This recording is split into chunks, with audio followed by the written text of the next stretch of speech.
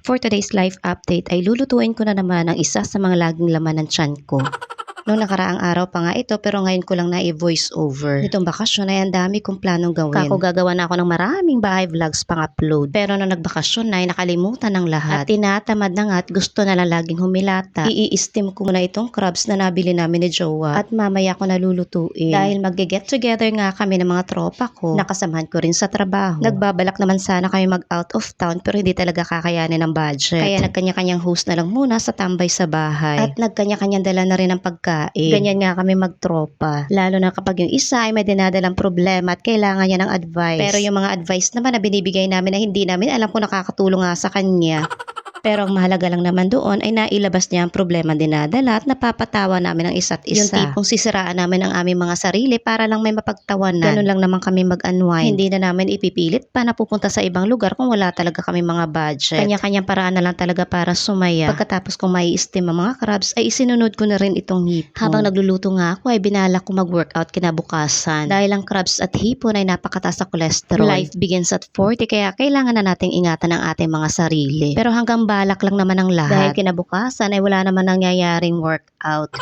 Gumigising ba naman ng alas 9 kaya tinatamad na. At pagkagising ay daig pang nag-exercise. Tagaktak na ang pawis sa sobrang init. Kung pwede lang talaga sanang mag 24 hours ang air. Pero hindi talaga. Noong nakaraang buwan ay sobrang pagtitipid ang ginagawa ko. Tipid na hindi ko binubuksan ang aircon pero Diyos ko dahil 500 ang tumaas sa bill ko. Kaya nakakapang-init ng ulo sa totoo lang. Napapatanong tuloy ako kung hinuhulaan lang nilang pagre-reading.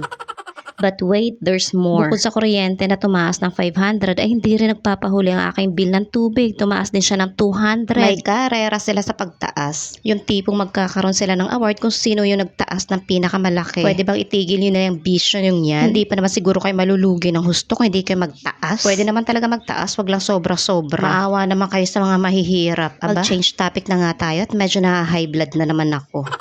Balikan na lang natin yung mga plano ko bago magbakasyon. Plinano ko nga mag-general cleaning sa buong bahay. Lahat ng kasulok-sulukan ng bahay ko kako ay lilinisin ko. At itetegi bumbum ko lahat ng ipis. Punasan ng mga bintana, punasan ng mga kisame, pader, mga salamin, at lahat-lahat na. Pero nung dumating na nga yung uninterrupted vacation namin ay nagka-amnesia na.